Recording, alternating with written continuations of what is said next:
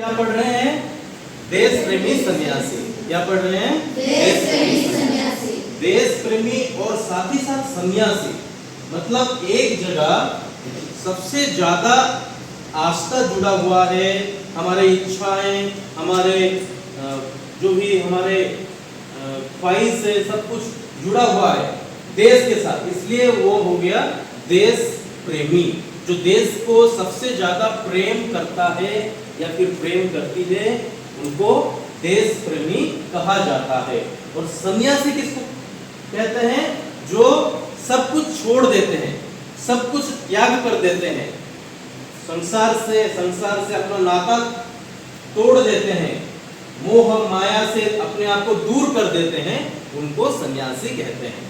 हम ये दोनों नाम को जब देखते हैं, मतलब एक ही साथ दोनों नाम, मतलब देश को सबसे ज्यादा प्रेम कर रहे हैं, साथ ही साथ सब कुछ माया मोह छोड़ दिए हैं। ऐसे विरल इंसान कौन थे? युवकों के लिए आदर्श पुरुष, और सभी को, विश्ववासियों को अपने वाणी के माध्यम से, अपने लेखनी के माध्यम से, अपने विचारों के माध्यम से, अपने व्यक्तित्वों, अपने आदर्शों के माध्यम से जो प्रेरणा दिए थे, उनका नाम था क्या? स्वामी विवेकानंद, जो कि आपके सामने हैं। स्वामी विवेकानंद जी, जो कि रामकृष्ण मिशन के प्रतिष्ठा करके संपूर्ण विश्व में मानव सेवा ही माधव सेवा, मानव के सेवा ही माधव के सेवा, service to man is service to God, ये भावना संपूर्ण विश्व में प्रचार प्रसार किए थे। वही ऐसे इकलौता भारतीय थे जो कि पहले बार विदेशों में जाकर भारत के बारे में, सनातन धर्म के बारे में, हिंदू धर्म के बारे में, भारत के भाईचारा के बारे में, भारत के एकता, संस्कृति, परंपरा, इसके बारे में प्रचार प्रसार किए थे। और शुरू कैसे किए थे? मेरे प्यारे भाई और बहनों, ऐसे करके वो शुरू किए थे। जबकि उनको बोलने के लिए 2 मिनट का मौका मिला था, वही 2 मिनट कैसे चला गया? तालियों के माध्यम से वो 2 मिनट चला गया। ठीक है, तो स्वामी विवेकानंद अपने पूरे जीवन में हमेशा यह कोशिश किए हैं कि कैसे भारत के नौजवान आगे बढ़ें। वो हमेशा बोलते थे कि समंदर में जो जहाज को हिला देता है उसको हम तूफान कहते हैं, लेकिन जो तूफान को भी हिला देने वाला शक्ति रखते हैं, उनको हम नौजवान कहते हैं। और ऐसे नौजवान थे कौन? स्वामी विवेकानंद।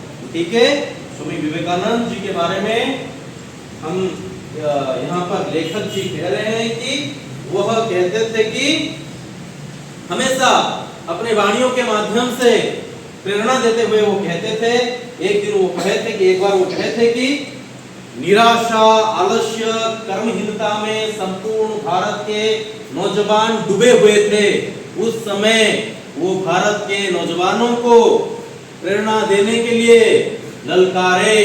क्या बोल के ललकारे थे? वो बोले थे कि मेरे प्यारे देशवासियों, उठो, जागो, जीवन का वास्तव क्या है? स्वतंत्रता है।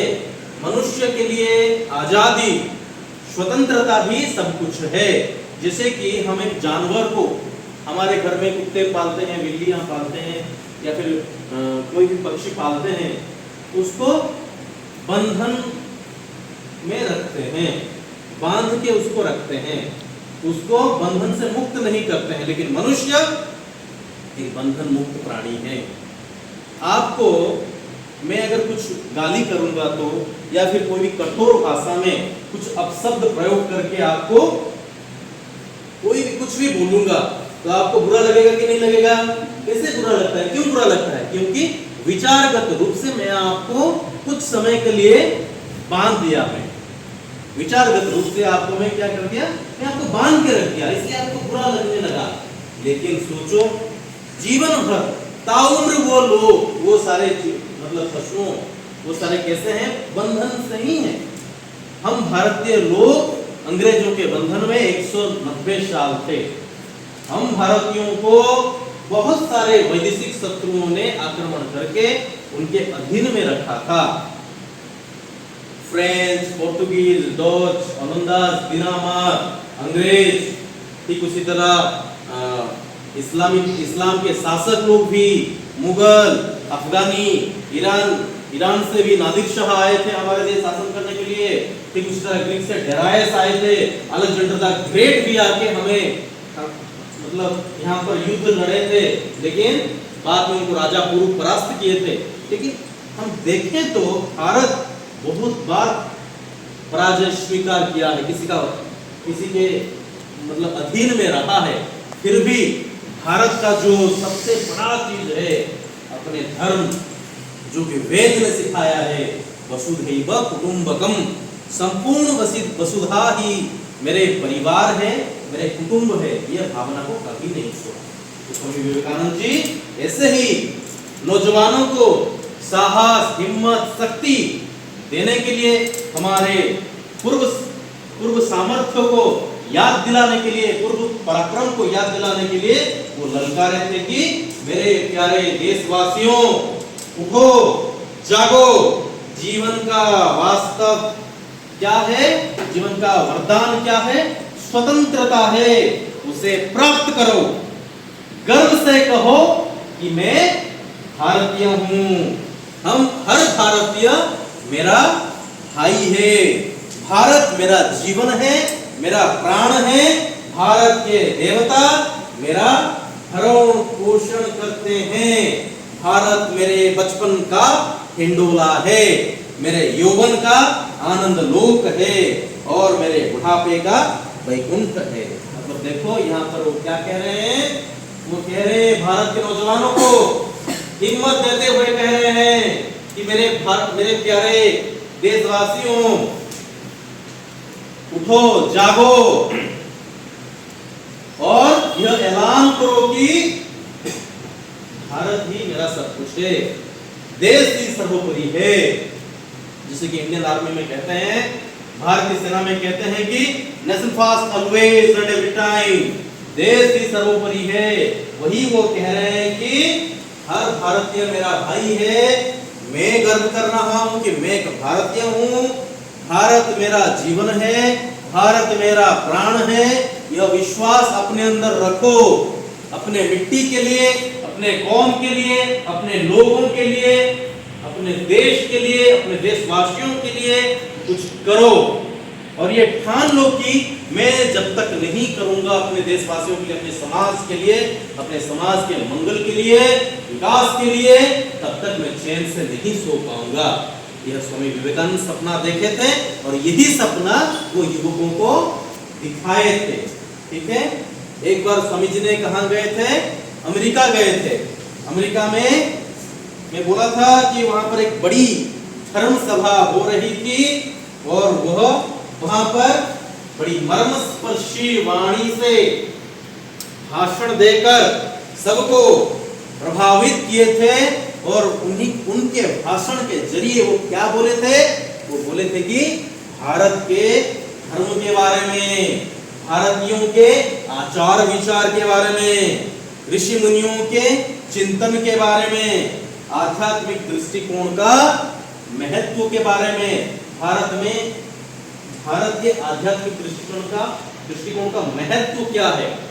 हर भारतीय अपने घर में जो गुरुजन है, जो पिता माता है, जो अतिथियां आते हैं, उन लोगों को हमेशा भगवान के दर्जा देते हैं। भारत ही इकलौता देश है जहां पर यह कहा जाता है कि अतिथि देवो भव, आचार्य देवो भव, पितृदेव भव, मातृदेव भव, ये सब कहते हैं अपने माँ बाबा को, और साथ ही साथ अतिथियों को, गुरुजनों को भगवान के दर्जा दिए हैं।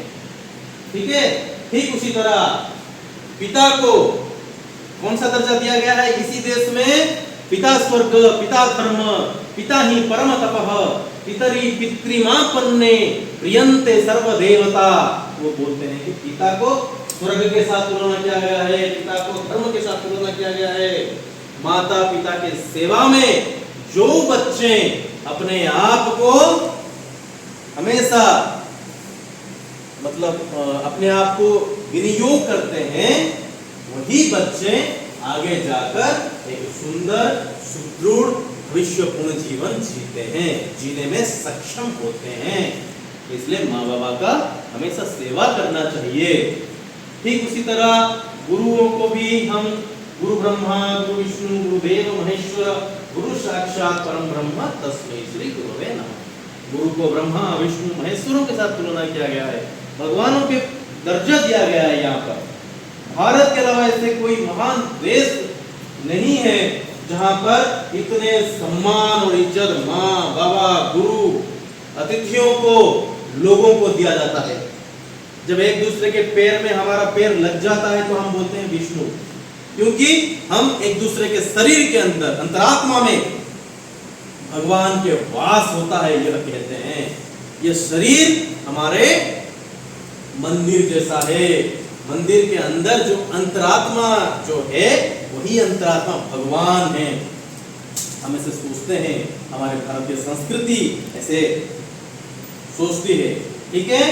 और स्वामी विवेकानंद वहां पर अपने सुंदर सरल अर्थपूर्ण अंग्रेजी भाषण के द्वारा सभी के हृदय जीते थे, सभी के दिलों को अभिभूत कर दिए थे अपने भाषण के माध्यम से। इतने सुंदर वह बोले।